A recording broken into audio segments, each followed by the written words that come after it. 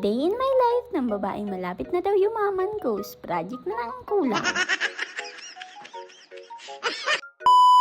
Maray na pagkaaga sa saing gabus. Unya na daw, titistingon taman nga ni ang voice over na Bicol. Garo man kita kaan ba kung Bicolana ta sigita na sana ang Tagalog. Panuna kaan, mabirikol Bicol man ang kita kain. Unyan nga ning aldaw, mahali kami ni Roxana, tamado man kami sa eskwelahan. Pero syempre, bago kami maghali, ilalakmi mo na ang pinto. Malamang. Pagkatapos nga ning mailak ang pinto, uya na naman si Roxanne, mabakal daan ning kakanon, ta nagugutom ang babae. Pagkatapos ko nga ning mabakalan ning kakanon si Roxana, uya na nagborobayli na ang babae. Nagugutom da nga ni siya, kaya bakalad ko siya ning kakanon, kaya binakalan ko na sana, tapag dai ko binakalan, maurag-urag masanaan hubaad, magsabunutan pa kaming magtuga. May naagihan nga ni kaming simbahan, igdi kaya nagpanguros muna ako, tanganing safe kita sa satuyang padumana. Sabi nga ni Roxana, magpadyak ta sana daa kami, tanganing day kami mapagay. Pero sabi ko malakaw-lakaw na sana kaming duwa taharaning man sana sayang ang pamasahe. Sabi ko nga ni sa tugang ko, ano man kung magkaporudpod ang satuyang bitis, ang importante nakakatipid. Tadibisilan man hanggang mawaraan ng kwarta, lalo na pag nakaboarding ka sa buli ni ina niya makabuo. Taas kamay sa mga nakaboarding ngunyan. Masakiton ano. Arog talaga kaan pag daita kaiba ang satuyang mga magurang. Itong tipong nagkakakan pa sa nakitang pamahaw, mahapot na naman kita kung anong panira ta atya. Binubo ako pa nga ni dyan si Roxana, ta sabi ko sa iya, once a day na lang kami makakan. Sabi niya nga ni, daida pwede tabaan marutuyan ang babae. Sabi ko nga ni sa iya, nata man ta marutuyan ka, ako nga ni hanggang ngunyang buhay pa, arog ka ng ginigibo sa kuya ni ate dati.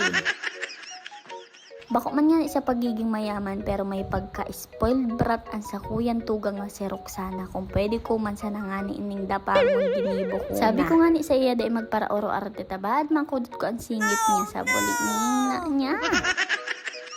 Hilingon nindo ta, dahil mahalima sa bunutan lang kami magtugang igdi. Pugulan nindo ako.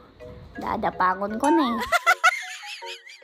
Kang mga oras na yan, nagre-reklamo na naman yan dyan, ta makulugo na daan sa iyang bitis. Dai pa nga ni nangangabangaan ang samuyang ralakawan, makulog na tulos ang bitis niya, at mapasintro pa kami, ta may babarakalon pa kami. Dai ko na nga ni sa indo napahiling ang samuyang boarding, basta hali na kami dyan sa boarding, tapos mapasintro na naman kami. Grabe pa ta ang alis nga niya, nangisnet na sa buli niya, magkakaturutong na naman kita kainiyo. Kang mga oras na yan, nakasakay na palang kami sa jeep, tapos nagpababa na lang kami sa plaza. Pagkababa mi nga ni dyan sa jeep, diretsyo na nga ni pa lang kami dyan sa market para mabakalmi na sa mga kaipuhan mi. Limon bawang sibulis asin sili na nga lang pigbakal mi ta iyan ang premirang kaipuhan sa pagluto. Nagbakal pa nga ni pa lang kami dyan sa rong repolyo, kunwari healthy man daan na yan. Dapat pa nga ako dyan na Roxanne kung si Saida ang mabayad. Sabi ko siya naman ta, grabe naman ang gastos ko. Sabi ko nga ni Saya day na siya magnalas ta arog talaka nang nagbo-boarding. Mayong aldaw na day ka magastos igdi ta, mayong libre igdi puro bakal man ang gas. Sabi nga sa kuya ni Roxanne, di pisilon dahil talaga ang mag-boarding. Sabi ko nga ni Saya, ay iyo. Ano pa man. Kam nabakal mi na nga sa mga kaipuhan min bakalo, nag-agda na nga ni si Roxanne mag-uli, ta napapagal na daan siya. Sakay na lang nga ni palang kami dyan sa tricycle, tanganing dire-diretso na ang samuyang biyahe.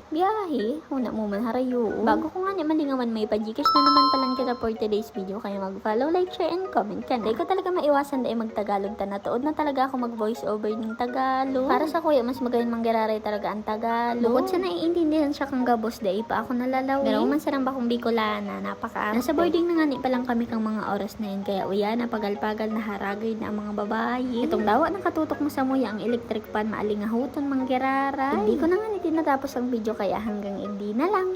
Paara!